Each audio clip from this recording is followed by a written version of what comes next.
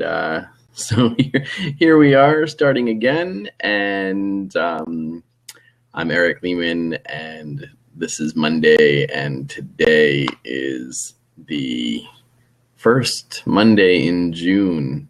I guess it makes it June 6th. So I can't believe it's June already, which means that it's time to start really feeling into what summer can look like. And here's Chris, and we can start that conversation as we are both active daddies, and it'll be interesting to see how that all rolls into the summer. What's up, brother? Hey, Chris, how are you? Good. How you doing?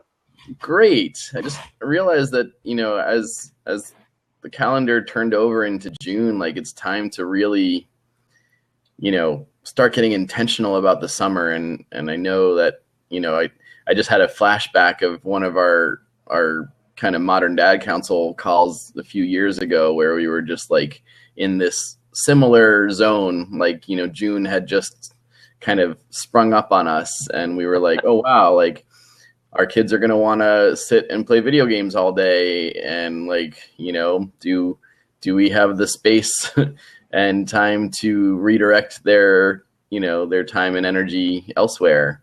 And so, and what do our kids want to do with their summer, if we don't plant that seed, and like, how can this be an engaged process where we, allow for, our kids to, sort of maintain their purity and stay as young as they, are. And Carol's joining us too. Yay. Yay. The gang's all here. So. Yeah, I think you're, I'm getting an echo from here. Are you? Yep. Well, let me do this. This will work all right. Yeah, totally. Huh? Yeah, I'm hearing you, and it's totally working. I don't see Carol yet, or hear Carol yet, or either. Oh. Carol, do you want to? Something happened though. Yeah. She got a piece of tape on her camera. That's my guess. I doubt that. It was gray. It wasn't like the normal black. But at any rate, talking about last year, like the summer creeping up on us quickly, kind of, what do we Yay. have our kids do? There she is. How's it going? Okay. Good. Keep talking. I'm interested in what you guys were saying. Yeah, so we're just trying to figure out what the summer can look like, and how to keep our kids, like, what we were talking about earlier, just like keep our kids, as kind of the environment continually creeps in, on where our kids are, so, it used to be when we were kids, like, you went out and you played with your friends and your parents screened who your friends were. And that was, that was what that was. But now it's like, we tell our kids to go to their room and other people are virtually in their room with them. And so it's just a different world. Well, it's interesting because I find that like parents are more afraid to send their kids out in public. Mm-hmm. Like go outside and play, and I don't want to hear from you until the sun comes down.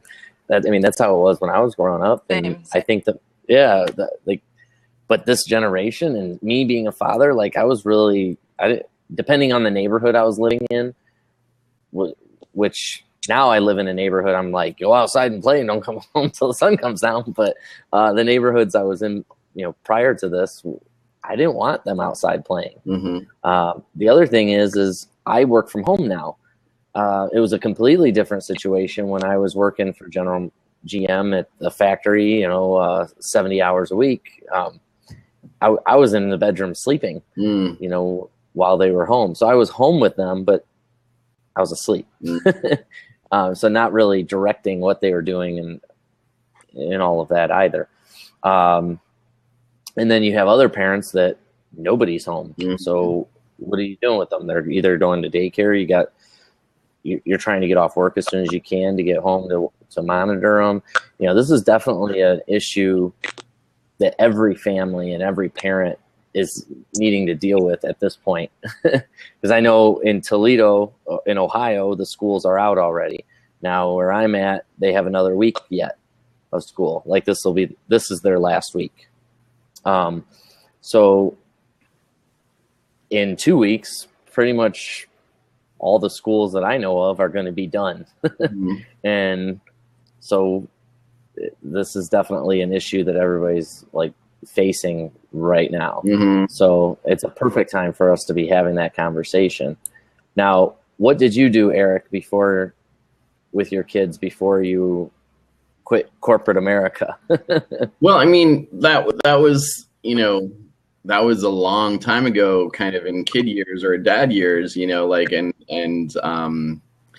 and they came home, and, I think I was in an intact marriage then, and so when the kids came home, like, they were at dance camp or some other, organized, and I think this is the interesting part, because like I'm yearning for my kids to have less directed time, like, more time in nature, and like more time just in conversation, like with, exploring the world, exploring nature, but like talking, to other humans and making eye contact, or, I mean, I was on a nature walk today and I saw a newt, and like, like I'm wondering if my kids have ever seen a newt, because a lot of their lives is so scripted right now. Like, they go from like finishing school to dance camp, and then like from dance camp to like, or dance rehearsal for the national dance competitions. And, I mean, I have my own editorial, challenges with that much scripting. That being said, it's a great dialogue, because there's no right answer. I still want to be a productive change agent on this planet, even though my kids are going to be, home with me. And so of course, my first, reach would be, involve them in the movement, and like, see what their, contribution can be. And I think the other part, so there's this interesting kind of spectrum, so like my goal, given that I feel like I grew up so fast, like, and that my childhood was like constricted or like, hastened, and part of it was that I hastened it, and I wanted to just, even when it came to singing, like I wanted to be a deep bass, I wanted to have like low notes so I could be more of a man sooner, whatever that meant. But like, yeah, like just sort of, become, considered a contributing adult, whatever that meant. And well, yeah, look, can I interject, just because I think what you're hitting on is a really strong point there, and that is my sister-in-law is doing this with my niece and nephew, 2 and 3 years old. Their summer is booked. Every week they have scheduled events Monday through Friday. And it's like, well, is there any days for them to like be kids? Or are you like hand feeding them stuff to do constantly? Mm-hmm.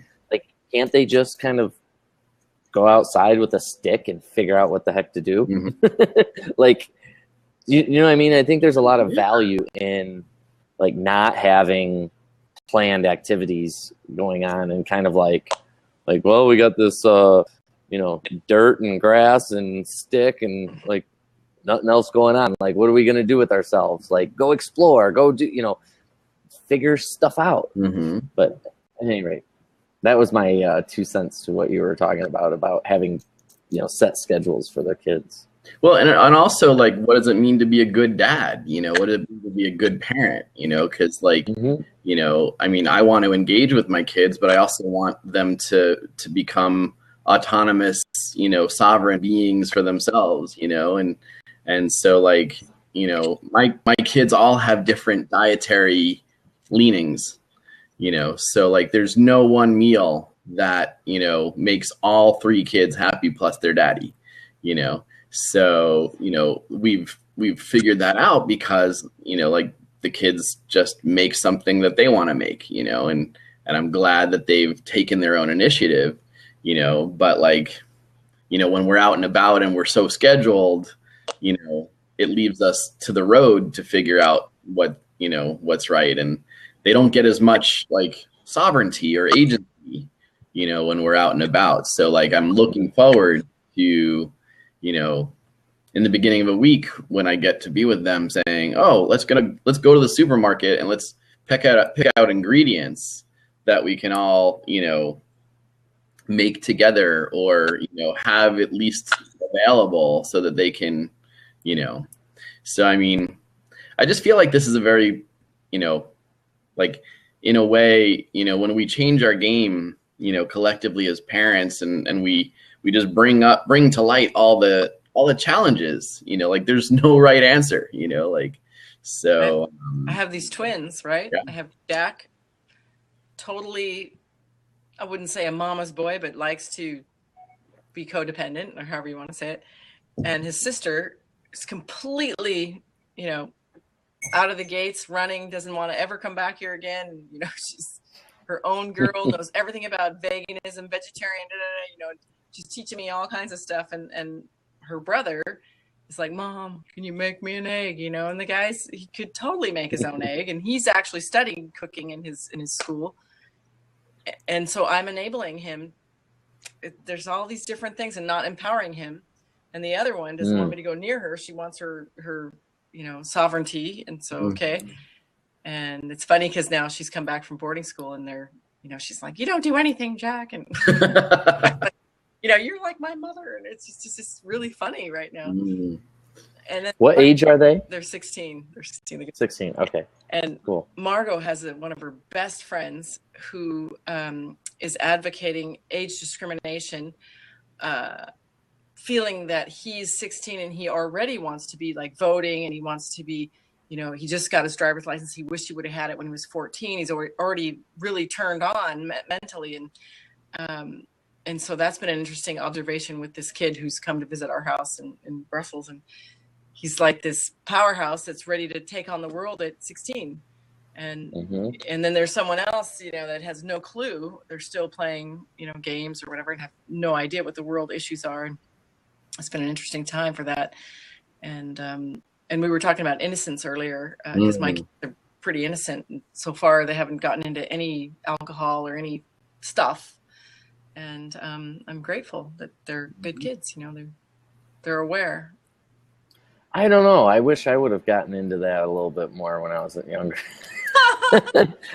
And I say that only because it was like I waited till I was older, and it was like, man, I wish I would have gotten that out of my system when I was younger, and did all that experimental stuff when I was younger, and there was less consequence. I said the same thing to my kid, my 11-year-old. I'm like, I want you to continually remember that you don't like drinking.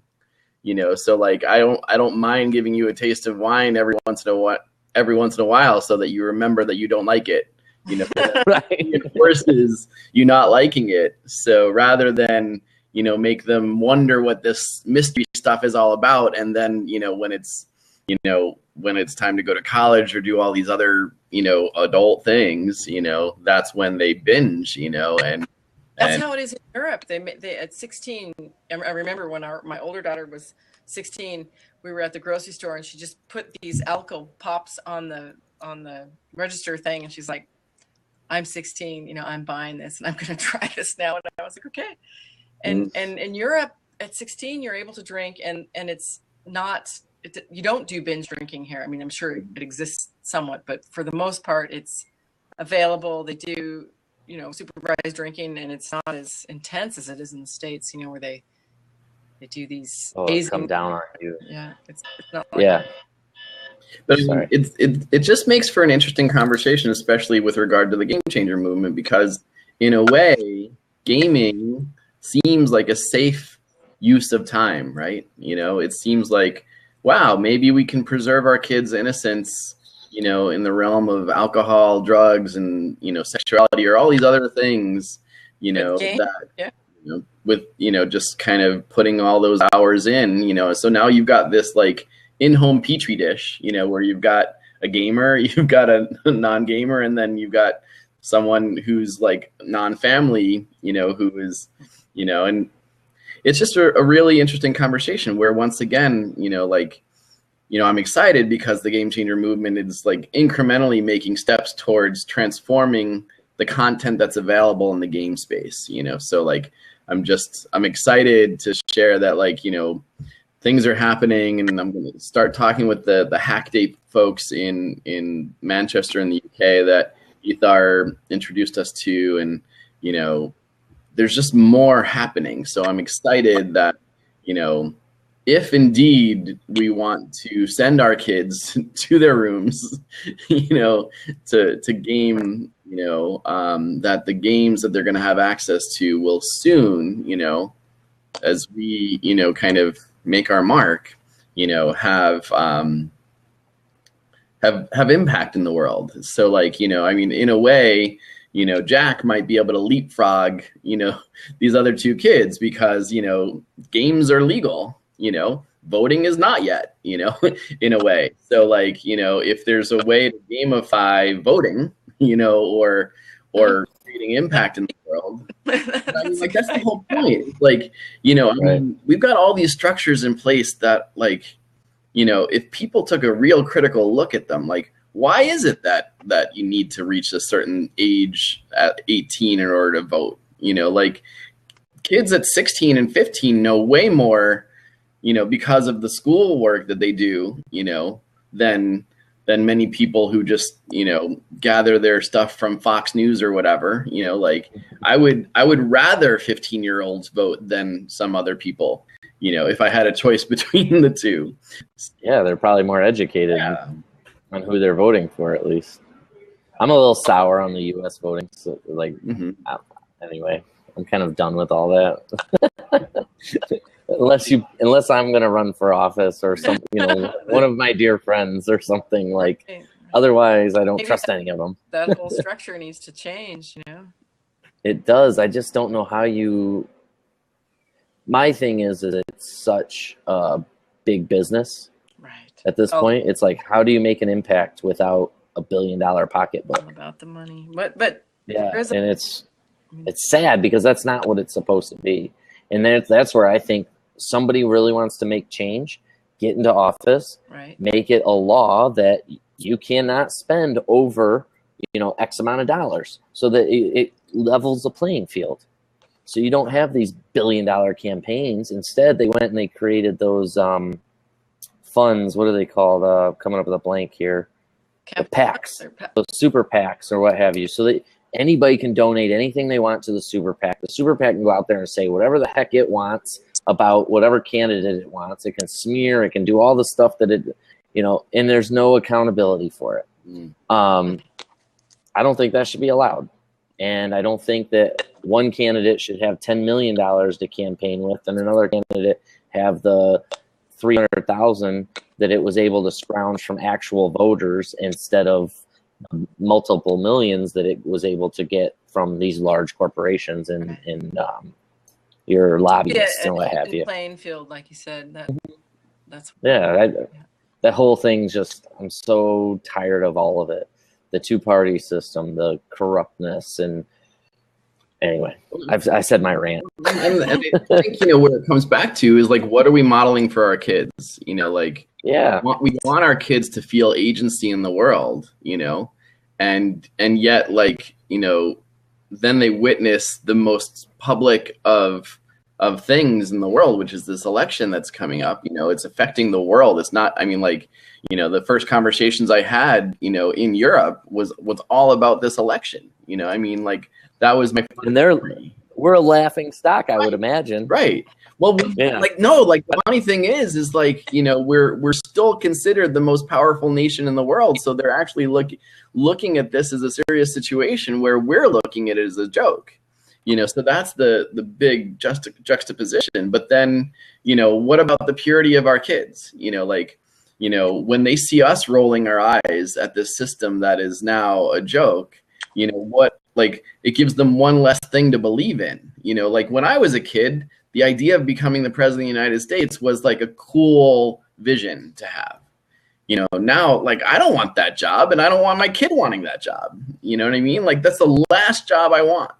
It was pretty weird. I mentioned to my daughter, because she was born in France, I said, too bad, Margot, because you could have been the president, you know. She goes, I don't know if I want that job. Right. It was interesting.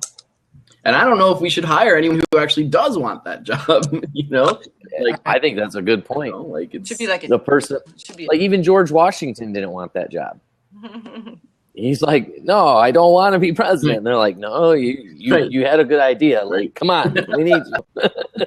And then the people had to enroll him into becoming, you know, stepping into that role. Right. And that's how it should be. In a way, people should be elected based on the things they're doing, not the gums flapping, empty promises. And I feel like that actually creates the full circle, you know, bringing it back to the Game Changer movement, because, like, you know, I feel like what we are doing, like, you know, we're not waiting for a 20-year study on, you know, the effects of violent video games on our youth. You know, we're actually like taking a stand, and we're wheels up. You know, we're figuring things out, and we're doing things, and we're going to where populations already are. So, like, you know, these hack days that we're going to be part of, you know, I mean, it's so much better than trying to create a brand new event and saying, you know, there's this pilot, you know, vision, you know, maybe you want to be a part of it. Like, no, we're going to go to where people already are and, you know, take part and become, like, you know, more and more of a with organization. You know, I was reading earlier today, you know, talking about how we established, you know, a government by the people, for the people, and of the people, or whatever, you know, like, but it's not really with the people. You know, it's had the same sort of base structure for the past several hundred years. And, you know, I mean, it actually was made to be more of an elite thing. Is I know the common thought process is that it was made that all of us vote and everything else, but the realities of it were there was a lot more rules and regulation around who could vote when it originally came out. So you had to be a landowner. You had to, you know, so it was already discriminative, right out the gate. Yeah. So I mean, this has definitely been a system that has needed fixing from day one, but that's why they created the system that they created, was so that it could be flexible and changeable.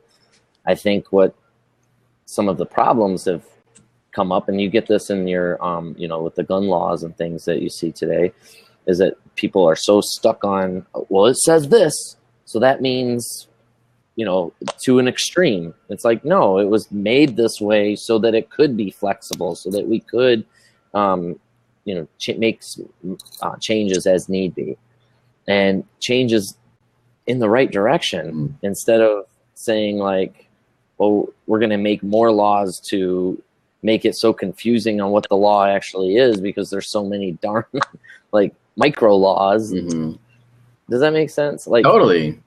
One thing that frustrated me, and this goes back a few years ago, I bought a keg of beer in Michigan, and I brought it into Ohio, and I was arrested. What? I was arrested for transporting alcohol across state lines.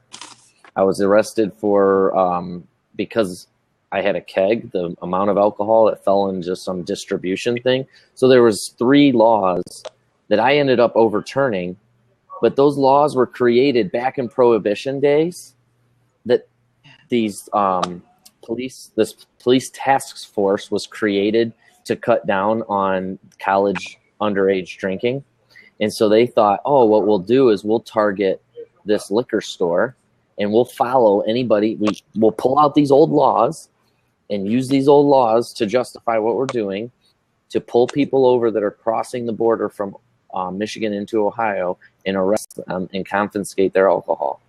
And what they were doing, and what really pissed me off at the time, was they were targeting, because there was people, all age groups, buying alcohol that day at that location.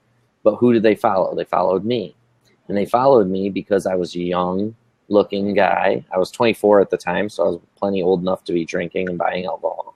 And we only bought kegs because I lived in a house with two of my buddies. And so it was like, instead of going and buying a case of beer a week, we just had the keg, and the keg was good for a long period of time. But they pointed, or picked me out of the crowd and followed me and then pulled me over. And luckily I was able to win those cases, and overturn those laws. But those laws were created back in Prohibition days that just sat on the books, and nobody had paid attention to them, and nobody had thought to get rid of them until these police officers decided to use them to arrest people on those bases, even though they were created during the Prohibition era, and they were meant to prohibit alcohol transportation because the state had deemed alcohol illegal. And that was before the federal government had, done the whole, because it went from state to state first, and then the federal government got involved, and that's when Prohibition got. Anyway. Well, I mean, I think this is a really great point, because we are sort of disruptors, right? So like we are going to brush up against structures that have been in place and haven't been questioned for a really, really long time. And some of it is just going to be the randomness of the fact that it just hasn't been looked at. And some of it is going to be with intention, that we're going to, kind of push up against a structure that no longer serves, and right. Especially, one of the things that I learned is that like all three of my kids need a different father out of me, and so like, what does that mean for, what the summer looks like? When they were all going to the same dance camp, it was easy, like drop them off, pick them up, yay. But, like the things I'm going to disrupt with my, like with one kid is like all these things are now up for grabs. So it's like, it's important to start having these conversations with each of our kids and saying, what do you want the summer to look like? Because, in a way, if we don't have these crucial conversations now, then the summer will come and go, and it'll just be like 8 weeks that happened, and we won't have something like, I don't know, not that we need something substantial to show for it, but we won't have our intentions and our values in alignment with how we spend our time. Right. Your plan. Yeah. Right. Yeah, exactly. Your goals of what you're looking to achieve from the summer. I think that's an important thing to involve your kids in anyway, is maybe sitting down with them and having a conversation. What are some things that you want to experience from this 2-3 months that you have off of school, that, get some input from them and see what are some things they want to do. Now, my son's summer is kind of packed as well. He only has, I think, 4 days where he's not doing something, but that's only because we're going on vacation, and he has band camp, and then his mom's taking him on vacation. So most of his busy time's off on vacation. So he's a little too spoiled, I think. And I think I should take those couple extra days and make him doing chores or something. It's really interesting. For service work, some here where they do some kind of a service for somebody else. Mm-hmm. Yeah. And we have a bunch of old elderly people in my neighborhood, so I'm like, go mow some lawns. Well, like when I was a kid, I wanted to be busy, and I wanted to be busy doing things that weren't actually vacationing. Like I wanted to earn, become autonomous and earn my own money. I guess that's what I was like starting out with, is like, I was told at a really early age, if I wanted, brand name jeans, I was going to need to, work for them myself, like, or else I would just wear what my mom bought or whatever. So I took that to heart. I got myself a job when I was 12, and then they had the, gall to say we're going on vacation during like the week where I could have made the most money. And I was like, so it was just like, it's just so interesting, like, and like my eldest daughter got a job last summer, which meant that I had a job last summer in a way, because like, she's not yet with car. So I got to drive her to and from her, you know, her place of employment, and she didn't realize that that cost money and time, you know. So like there are all these micro lessons that we can, you know, kind of impart, you know, with our kids in a non, like, you know, forceful way, you know, because like, you know. But it's about being aware too, of like being aware as parents, like paying attention to what's going on, paying attention to those coachable moments, right? To say, oh, you know, me taking you to work every day is kind of a hassle for me. Right. And if you wanted to get an Uber to work, it would cost you, you know, $10 each way. So it'd cost you $20. So right. Think about that when you cash that check at the end of the week, how much of it you get to keep because of this extra that you don't realize that you're getting. I had that today. I told Mark, since the two kids are, you know, since there's two now back, I'm driving more than I drove all. It's like I didn't drive at all. And now it's like, oh, we got to go here, you know. It's been half your day. He's like, sorry, Mom. And I was like, well, I don't mean that like that. I'm just noting that I see how much more I'm driving and the, you know, the gas going down. And well, and the other thing is like, you know, on the flip side of that is like sort of bracing for the day that the kids have their own license, you know, and you know, as much as I'm in favor of my daughter growing up in an age appropriate way, like there's a part of me that is just like let's slow that part down, you know, even though it would be a tremendous convenience if I could say, no, I'll take the keys, drop the kids off at camp, and then, you know, here's $5 to put it in the Prius, and, you know, like just come home safe, and, you know, let me know when you get there or whatever, you know. But like that's how a lot of us live, and I know I've gotten into that funk before, is where you're just like, I don't feel like dealing with it. Easiest way I can get this taken care of without it adding to my plate, you know. And it really takes a dedication and a conscious effort, you know, like your conscious disruption, right? I love that phrase. You know, it's a conscious effort to say, I don't want to do this right now. I'm feeling lazy and everything else, but it needs to be done in order for me to really be accomplishing my vision for my life and my life with my kids. So does that make sense? Well, and I think it goes one step further for me, is just like, you know, when I started realizing how much, you know, kind of windshield time that my whole family unit had, I realized that that's where the opportunity was. Like, you know, if I don't gamify that, if I don't, you know, make that into its own experience, then the day would have just been, you know, Eric as taxi driver, you know. But instead, like, you know, we would find our family song, which, you know, at one point was like, "Don't worry, be happy." And I don't know what it is right now, but like, you know, we would just, you know, we would play it, you know, at high volume and sing along with each other, and like we created a memory, you know. And I think, like, in a way, you know, as our kids' schedules intensify, you know, maybe we look for the opportunities to turn the, you know,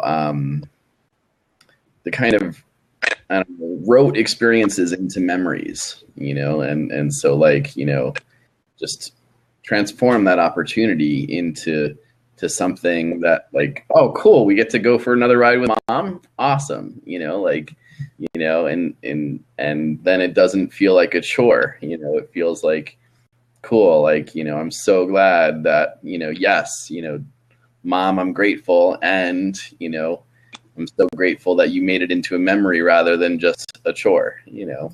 One of my most memorable moments in life growing up was we went to my mom. My mom has a big family, 9 brothers and sisters. Yeah, so I mean, it's pretty big. And so, and we're all real close. Like, that's the main thing. Like, all of my cousins are like, I talk to them at least once a week, you know, kind of a deal.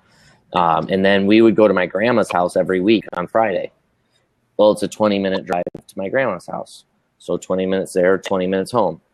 Constantly conversation with my mom.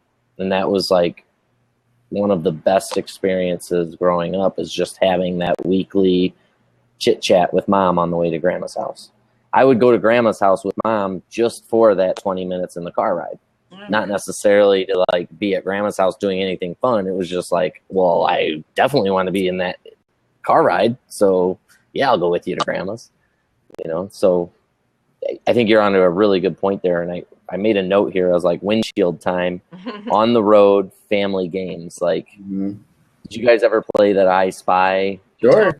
And we had this one, it was a bunch of cubes, and you played tic-tac-toe with it, but each cube had a picture, and then so you had to keep an eye out for one of the pictures on the road, and when you found it, you got to move it over to an X. And so the first person to win tic-tac-toe based on the images they were able to find on the road won.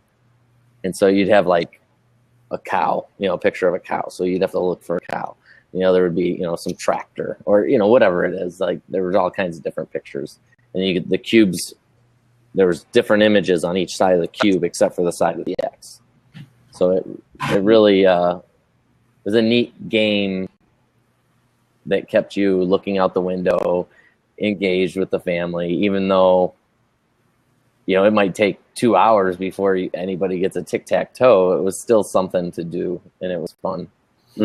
So, but you got me thinking. Yeah, and I was just thinking of just, you know, as recently as yesterday, and I was driving solo, but I was just like, I felt the sky, like I felt the energy of the sky, and I was just like, I looked like to the east and the west, and it was like, there's gonna be a rainbow, something fierce, like, and I was just like feeling into it, and then like lo and behold, like, you know, half a mile later, like there's this rainbow, and like, you know, I guess, you know, my intention for this summer is to like, you know, pull over more, you know, and just like, you know, like really, you know, go on rainbow alert, you know, and like prioritize that with my kids, and like, you know, because like I feel perfectly small, you know, when I see the magnificence of that rainbow. I'm just like, oh, you know, like whatever I was worried about like melts away, and whatever I was in a rush to get to becomes less of a rush, you know? And so like, it's time to like, you know, kind of tell the kids like, you know, this summer is about rainbows, you know, like this summer is about like thunderstorms and rainbows or whatever it is. Like, you know, just like create an intention for the summer that the summer's about intentionality. Yeah. Period. Yeah, like we are going to do what we do this summer on purpose. Right. And so like, even if it's purposefully doing nothing, you know, like we're gonna purposely going outside with that stick. Right. And, or whatever, you know, like, and it just like, you know, it's so great because like, I mean, what, you know, getting back to the purity of what it means to stay a kid, like we all get to stay kids, like, you know, at whatever age we are, you know, and like, you know, there's no age at which a rainbow isn't cool. You know what I mean? Like it's just freaking cool. Like, and, you know, like, you know, and it just made me remember a time where I was, you know, I'd just done a whole bunch of farm work with my, you know, adopted dad, and like in the rear view mirror, we saw this sunset, and he just like, he pulled over, and I'm like, what did I do wrong? You know, cause I was like somewhat early in my family, and I like didn't know what happened, you know, and then he's like, we just got to look at that. We just got to take that in. And I mean, like, and I guess what I'm saying is like, our kids are in, you know, if they're anything like me, they're in such a rush to get old, you know, and to get to the next step, to level up, whatever it means, you know. And I think it's part of our job to let them, you know, cherish and like really, you know, stay in this moment, in this time, you know. And maybe there's something about Jack that needs to be, you know, like he needs to feel your love through an act of service, you know, of like making the egg, you know, and so like there's going to be these different decision points. Sure, you know, we know that Jack can make the egg, but like, you know, if you want to show him love by making the egg, you know, then yay, you know, that's one choice, but it doesn't make us any better or worse of a parent. It doesn't make us an enabler. It just makes us like. It's really beautiful. It's really beautiful. Just drop that whole heaviness about trying to make him independent, or me, you know, being giving in or enabling. It's just lovely that you said that. It's just expanded the whole thing into just love. Mm-hmm. And it can be intentional. It can be like, okay, I'll make you this egg this time, you know, and like I'm gonna put my, you know, my full love into it, and you're fully capable of making your own egg. But you know, because I love you, this is how I'm going to show you I love you today, you know? So, and maybe that's like, we can gamify that. We can say like, let's make sure we do like 3 fully loving things for each of our kids whenever we're with them, you know? And like, without wondering if this makes us a good or a bad parent, it's just like, this is our intentionality, you know? So this is how we're aligning our values, you know, with the summer. And we're just saying like, okay, I'm going to make 1 egg. I'm going to sit down and watch him play 1 game and whatever, you know, like whatever it means to meet our kids where they are, you know. Yeah, I feel lovely. Like that's what the summer could be about. Actually, it was like, I think it was last year on the Modern Dad Council, Eric, was where I had to meet my son I made a choice to meet my son where he was. And my son is obsessed with guns, like obsessed with World War II mainly, and like the guns of World War II, coming from all of the war games. You know, your not World of Warcraft, but your first-person shooters. I can't think of what they're called. Call of Duty, yeah, your Call of Duties and what have you. And I'm like, that's what stemmed his interest in that. And now he reads all kinds of books on World War II. He knows, you name a gun from World War II, he can tell you all about it, the type of ammo it takes and everything else. So I thought, how do I meet him where he's at? I was like, you know what? Like, here he is. He's on these games for hours at a time, running around shooting. I'm like, have you ever shot a gun? No. Mm.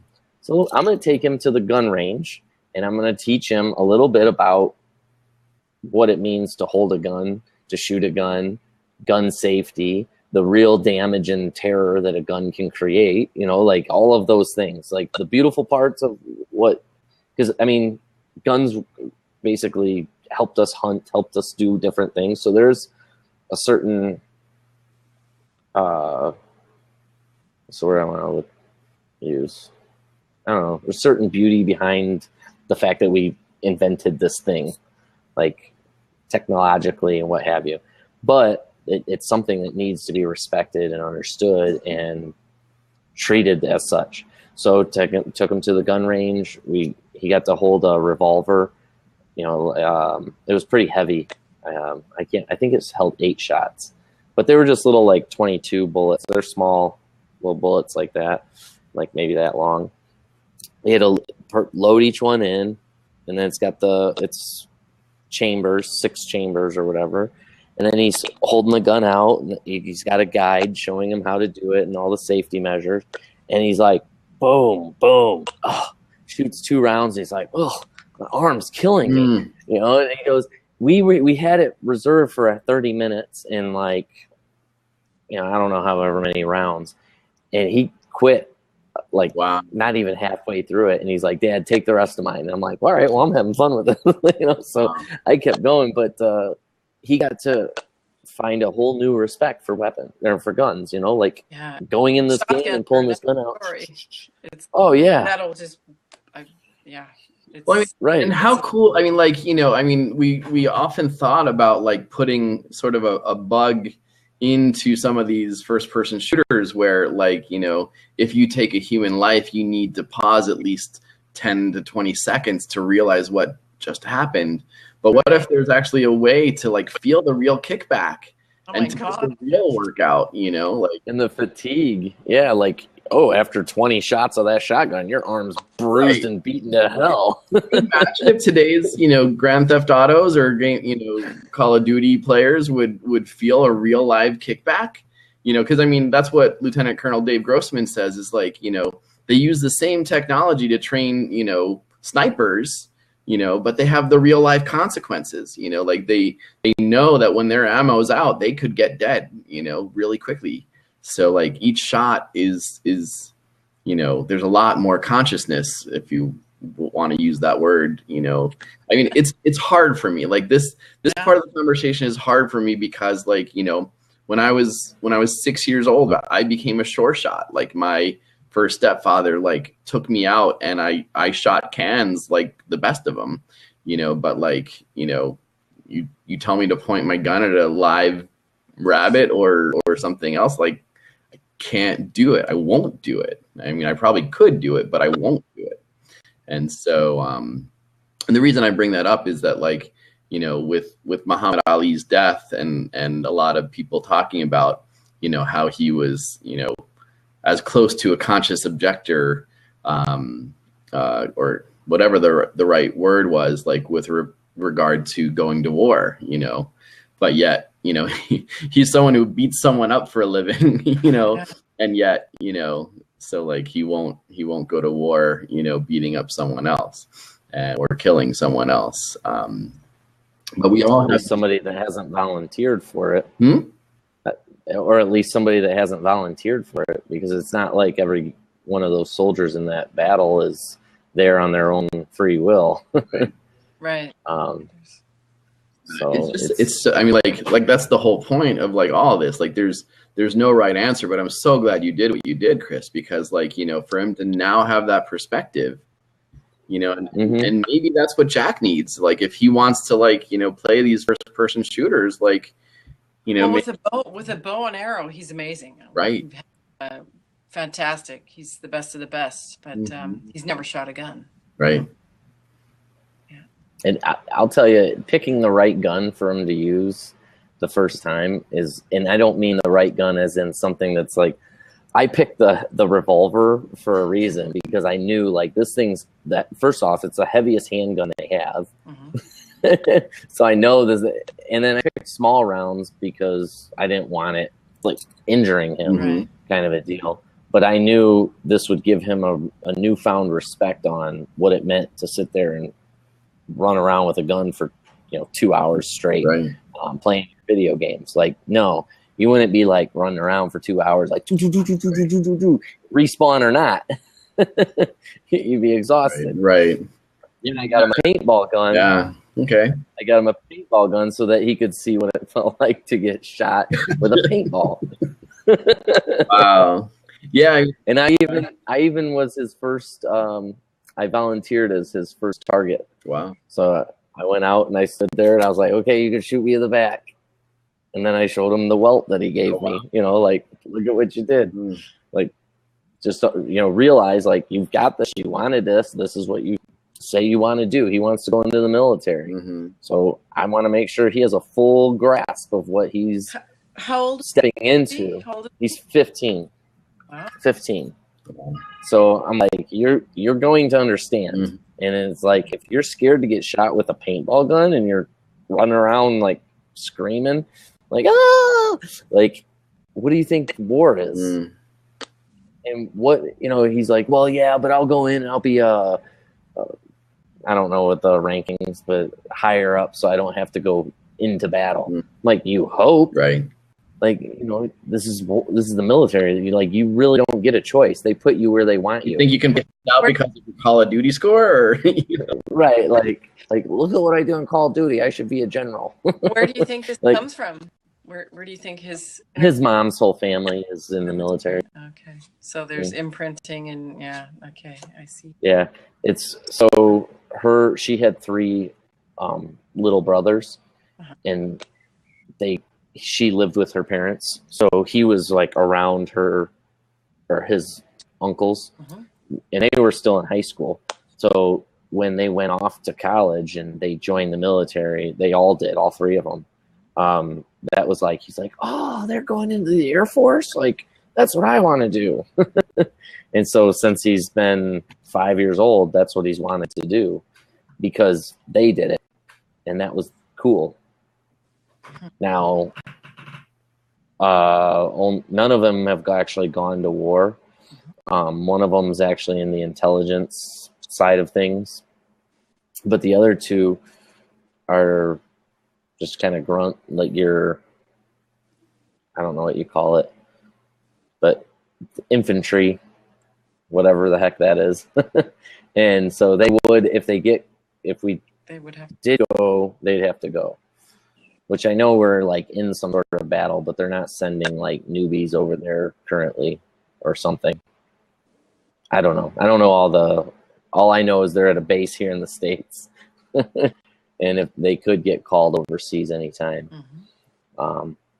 But that's the last thing I want for him, but it's not my choice.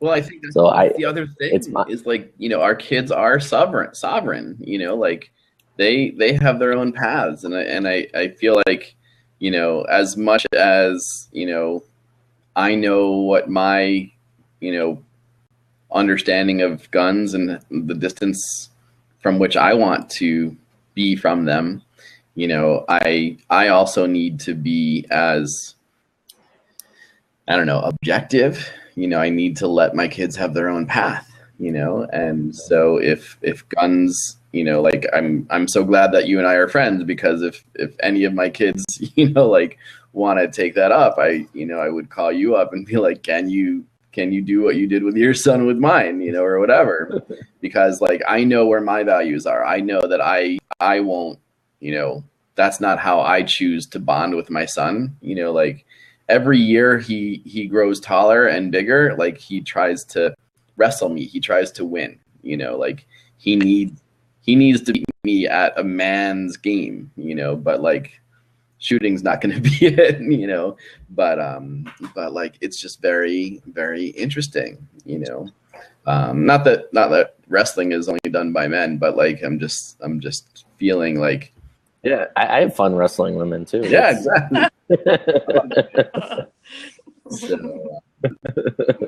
So I mean, I guess no, like, you know, I mean, like, sorry to throw you off there. Here we are. Could be a good video game, the wrestling game. Right. Mm-hmm. Yeah, that could be a whole nother game. Right. Yeah.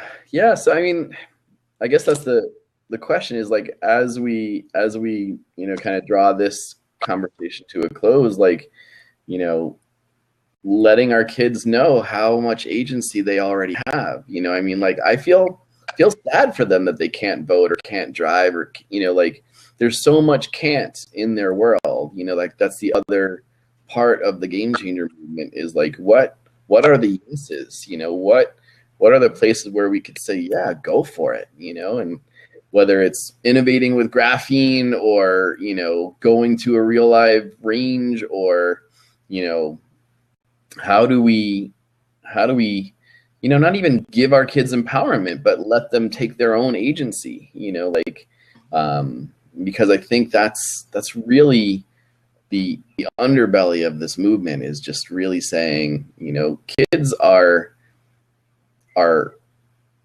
given their own set of instructions when they're born, like, you know, and our job as parents is to get out of their way and to let them dream bigger dreams, you know. So like, you know, and how do we do that, you know, and how do we, you know, co-parent, you know, into that shared vision? Because, you know, as families get more kind of restructured, you know, there's, you know, like you said, there's one, like, you know, your son's mom, like, you know, is different, you know, differently wired from a different genetic line of all, you know, military people.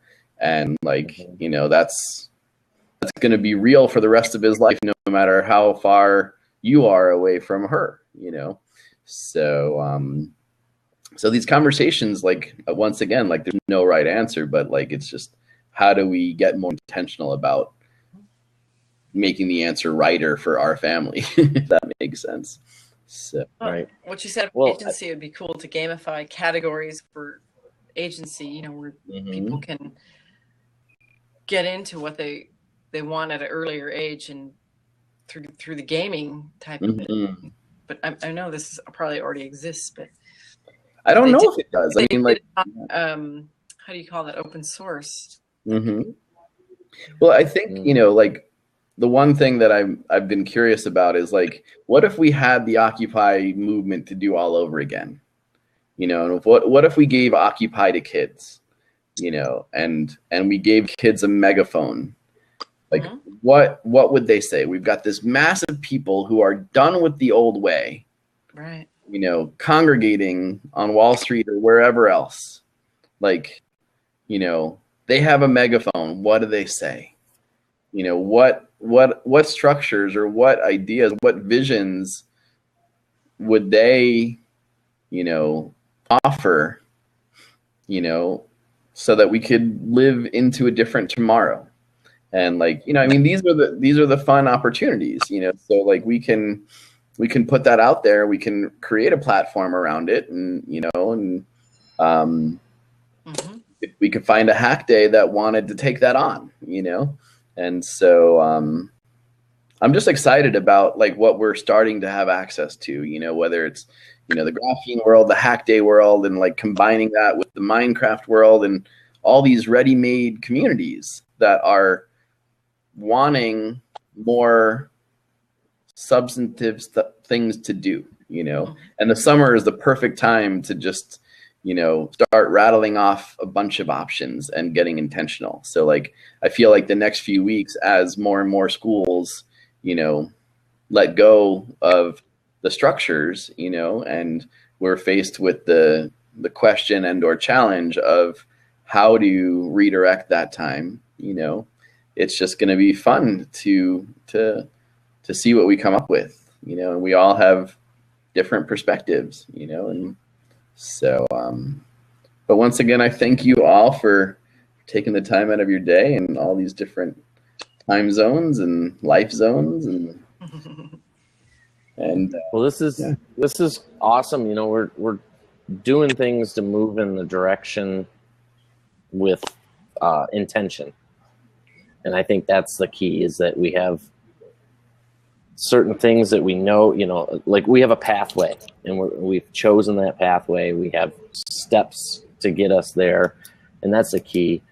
And then, to kind of summarize everything we just talked about, is it's like there is no turnkey solution for any one kid.